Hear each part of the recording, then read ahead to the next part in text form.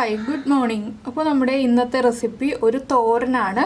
നമ്മുടെ കടലയും മുട്ടയും ചേർത്തിട്ടുള്ള തോരൻ. അപ്പോൾ നമ്മൾ വെള്ളക്കടല ഉപയോഗിച്ചിട്ട് വെള്ളക്കടലയും മുട്ടയും ചേർത്ത് മെഴുക്കുവരട്ടി ഉണ്ടാക്കിയിട്ടുണ്ടായിരുന്നു. അത് കുറേ പേര് ഉണ്ടാക്കിയിട്ട് നല്ല അഭിപ്രായമാണ് പറഞ്ഞിട്ടുള്ളത്. അപ്പോൾ നമുക്ക് എങ്ങനെയാണ് നമ്മുടെ ഈ ഒരു കടല മുട്ട തോരൻ ഉണ്ടാക്കുന്നതെന്ന് നോക്കാം.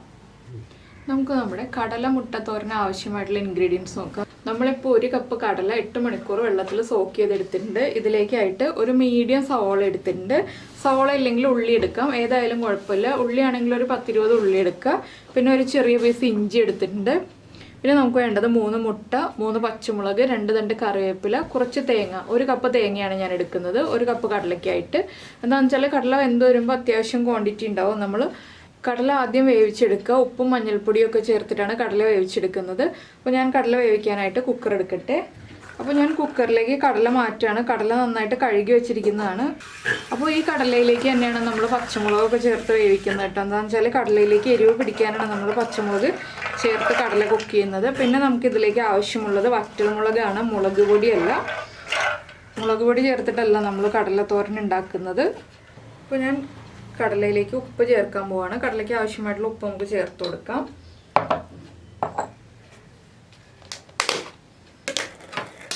അതുപോലെ തന്നെ 1/2 ടീസ്പൂൺ മഞ്ഞൾപ്പൊടി. പിന്നെ നമ്മൾ എടുത്തു വെച്ചിരിക്കുന്ന പച്ചമുളക് ഉണ്ടല്ലോ, പച്ചമുളക് ഒന്ന് ഒടിച്ചിട്ട് കൊടുക്കുക. 3 പച്ചമുളകും ചേർത്തിട്ടുണ്ട്. പച്ചമുളക് നിങ്ങളുടെ എരിവനുസരിച്ച് ചേർക്കാം കേട്ടോ. എന്താണെന്ന് വെച്ചാൽ ചില പച്ചമുളകിന് എരിവ് കുറവായിരിക്കും, അപ്പോൾ പച്ചമുളക് കൂടുതൽ ചേർക്കേണ്ടി വരും. എന്താ കടലയുടെ മുകളിൽ നിൽക്കുന്ന രീതിയിൽ വെള്ളം ചേർത്തിട്ടുണ്ട്. ഇനി ഇതിപ്പോൾ ഒരു 4 വിസിൽ വരുന്നത് വരെ ലോ ഫ്ലെയിമിൽ വെച്ചിട്ട് കുക്ക് ചെയ്തെടുക്കാം. അപ്പോൾ നന്നായിട്ട് കടല കുക്കായി കിട്ടും. ഇത് ഞാൻ കുക്ക് ചെയ്തെടുക്കട്ടെ. ഈ സമയത്ത് തന്നെ നമുക്ക് നമ്മുടെ ഇഞ്ചി ചതച്ചെടുക്കണം. സവോള ചെറുതായിട്ട് മുറിച്ചെടുക്കണം. പിന്നെ നിങ്ങൾക്ക് വെളുത്തുള്ളി ചേർക്കണം എന്നുണ്ടെങ്കിൽ 3-4 അല്ലി വെളുത്തുള്ളിയും കൂടി ഇഞ്ചിയുടെ കൂടെ ചതച്ചെടുക്കാം കേട്ടോ. ഞാനിതിലേക്ക് വെളുത്തുള്ളി ചേർക്കുന്നില്ല. അപ്പോൾ ഞാനതൊന്ന് കുക്ക് ചെയ്തെടുക്കട്ടെ. ഇപ്പോൾ നമ്മുടെ കുക്കറിൻ്റെ വിസിലൊക്കെ വന്ന് നമ്മൾ കുക്കർ ഓഫ് ചെയ്തിട്ടുണ്ട്. ഇനി പ്രഷർ പോയി കഴിയുമ്പോൾ തുറക്കാം. ഈ സമയത്ത് നമ്മുടെ സവോള കട്ട് ചെയ്തെടുത്തിട്ടുണ്ട്. സവോള ഒന്ന് നീളത്തിൽ കട്ട് ചെയ്തിട്ട് കുറുകെ കട്ട് ചെയ്തെടുത്തിട്ടുണ്ട്. ഇഞ്ചി ചതച്ചെടുത്തിട്ടുണ്ട്. ഇനി നമുക്കിതിലേക്ക് വേണ്ട അരപ്പ് റെഡിയാക്കി എടുക്കാം. അരപ്പ് റെഡിയാക്കാനായിട്ട് മിക്സിയുടെ ജാറിലേക്ക് ഞാൻ ആദ്യം ചേർക്കുന്നത് വറ്റൽമുളകാണ്. വറ്റൽമുളക് നമ്മുടെ എരിവനുസരിച്ച് ചേർക്കാം. ഞാനിപ്പോൾ ഒരു 5 വറ്റൽമുളക് ചേർക്കുന്നുണ്ട്. നമ്മൾ കടലയിൽ പച്ചമുളക് ചേർത്തിട്ടുണ്ടല്ലോ, അതുകൊണ്ടാണ് 5 വറ്റൽമുളക് ചേർക്കുന്നത്. ഇതൊന്ന് ക്രഷ് ചെയ്തെടുത്തിട്ട് നമുക്കിതിലേക്ക് ബാക്കിയുള്ള ഇൻഗ്രീഡിയൻസ് ആഡ് ചെയ്യാം. അപ്പോൾ നമ്മൾ നമ്മുടെ വറ്റൽമുളക് ക്രഷ് ചെയ്തെടുത്തിട്ടുണ്ട്. ഇതിലേക്ക് നമുക്ക് തേങ്ങ ചേർക്കാം.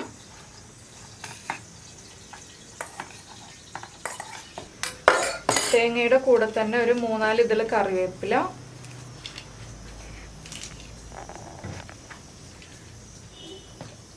അതുപോലെ തന്നെ 1 ടീസ്പൂൺ പെരിഞ്ജീരകം ചേർക്കുക. പെരിഞ്ജീരക പൊടി ചേർത്താലും കുഴപ്പമില്ല, പെരിഞ്ജീരകം ചേർത്താലും കുഴപ്പമില്ല.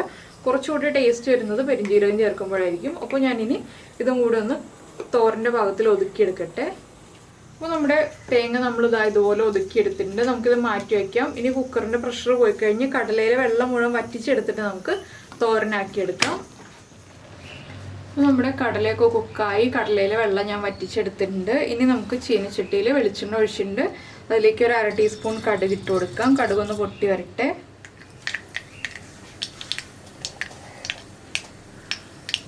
അപ്പോൾ നമ്മുടെ കടുക് പൊട്ടിക്കൊണ്ടിരിക്കുന്നുണ്ട്. ഇതിലേക്ക് നമുക്ക് 2 വറ്റൽമുളകും കൂടി ചേർക്കാം.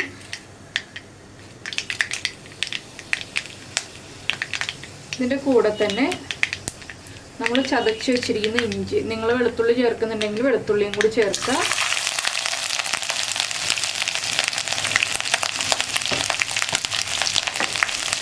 ഇഞ്ചി ഒന്ന് കുക്കായി വരുന്നത് വരെ ഒന്ന് ഇളക്കി കൊടുക്കുക.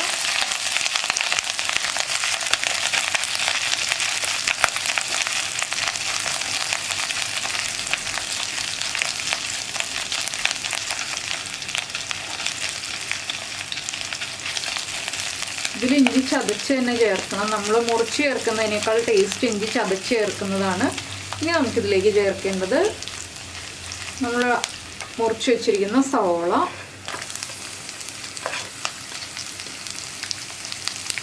അതുപോലെ തന്നെ കറിവേപ്പിലയും.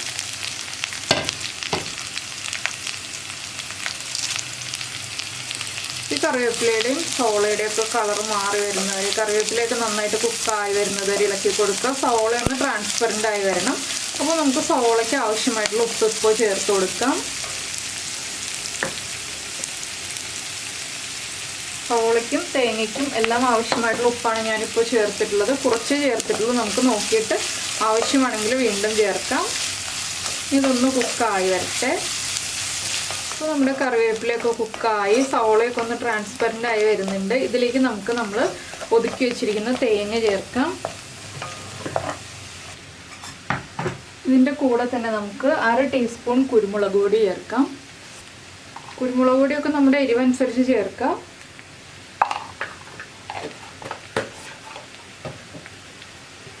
പിന്നെ ഞാൻ ചേർക്കുന്നത് ഒരു 1/4 ടീസ്പൂൺ ഗരം മസാലപ്പൊടി. കടല ആയതുകൊണ്ടാണ് നമ്മൾ ഗരം മസാലപ്പൊടി ചേർക്കുന്നത്. ഇനി ഇതെല്ലാം ചേർത്തൊന്ന് ഇളക്കി മിക്സ് ചെയ്തെടുക്കുക. ഞാനിപ്പോൾ തേങ്ങ ചേർത്തപ്പോൾ ഫ്ലെയിം കുറച്ച് വെച്ചിരിക്കുകയായിരുന്നു. എന്താണെന്ന് വെച്ചിട്ടുണ്ടെങ്കിൽ ഫ്ലെയിം കൂട്ടി വെച്ചിട്ടുണ്ടെങ്കിൽ തേങ്ങ വേഗം തന്നെ മൊരിഞ്ഞു പോവും. അപ്പോൾ നമുക്ക് തേങ്ങ കറക്റ്റായിട്ട് കുക്കായി വരുന്നത് വരെ ഇളക്കി കൊടുത്ത് കുക്ക് ചെയ്തെടുക്കണം. അപ്പോൾ ഹൈ ഫ്ലെയിമിൽ വെക്കരുത്, ലോ ഫ്ലെയിമിൽ വെച്ചിട്ട് ഇളക്കി കൊടുക്കുക. ഒരുപാട് അങ്ങോട്ട് ഡ്രൈ ആയി പോകണ്ട, ചെറുതായിട്ടൊന്ന് ഡ്രൈ ആയി വന്നാൽ മതി. പിന്നെ നമുക്ക് കുരുമുളക് പൊടി കൂടുതൽ ചേർക്കണം എന്നുണ്ടെങ്കിൽ കൂടുതൽ ചേർക്കാം കേട്ടോ. അത് നിങ്ങളുടെ ടേസ്റ്റിനനുസരിച്ച് ആഡ് ചെയ്യാവുന്നതാണ്. നമ്മുടെ തേങ്ങ ഒരു 2 മിനിറ്റ് ഒന്ന് ഇളക്കി കൊടുത്തു വരുമ്പോൾ നന്നായിട്ട് കുക്കായി വരും.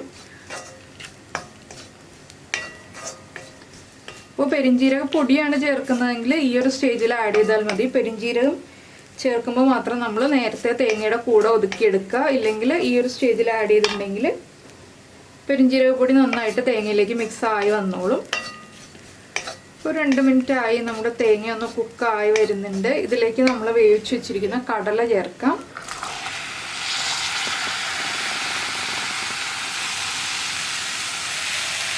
കടലയും കൂടി ചേർത്തിട്ട് വീണ്ടും നന്നായിട്ടൊന്ന് ഇളക്കി മിക്സ് ചെയ്യാം.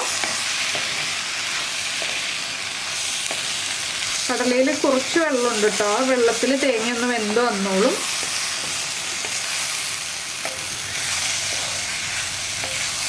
ഇതൊന്ന് 2 മിനിറ്റ് ഒന്ന് ഇരിക്കട്ടെ. ഈ സമയത്ത് നമുക്ക് മുട്ടയൊന്ന് പൊട്ടിച്ച് ബീറ്റ് ചെയ്തെടുക്കാം.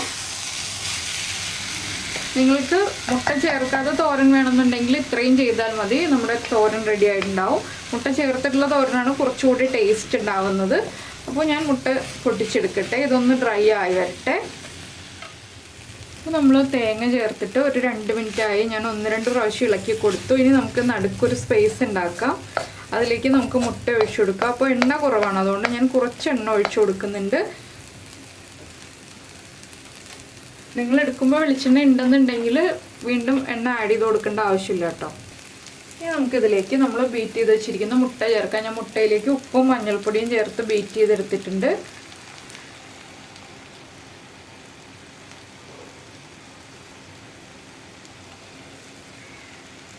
ഇതൊന്ന് കുക്കായി വരുമ്പോൾ നമുക്ക് ഇളക്കി മിക്സ് ചെയ്യാം. 2 മിനിറ്റ് നമുക്ക് വീണ്ടും വെയിറ്റ് ചെയ്യാം. അപ്പോൾ ഇടയ്ക്കിടയ്ക്ക് മിക്സിങ് മാത്രമേ നമുക്കിതിൽ കൂടുതൽ ജോലിയായിട്ട് വരുന്നുള്ളൂ. ബാക്കിയുള്ളതെല്ലാം എളുപ്പത്തിൽ തന്നെയുള്ള കാര്യങ്ങളാണ്. അപ്പോൾ ചോറിൻ്റെ കൂടെയാണ് കേട്ടോ ഏറ്റവും നല്ല കോമ്പിനേഷൻ ഇത്. അതുപോലെ കഞ്ഞിയുടെ കൂടെ നല്ല കോമ്പിനേഷനാണ്. ചോറിൻ്റെയും കഞ്ഞിയുടെയും കൂടെ കഴിക്കാൻ നമുക്ക് ഈ തോരൻ ഉപയോഗിക്കാം. പുട്ടിൻ്റെ കൂടെയൊക്കെ കഴിക്കാം.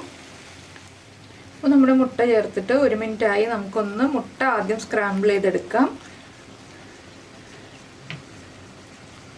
അതിനുശേഷം എല്ലാം ചേർത്ത് മിക്സ് ചെയ്യാം.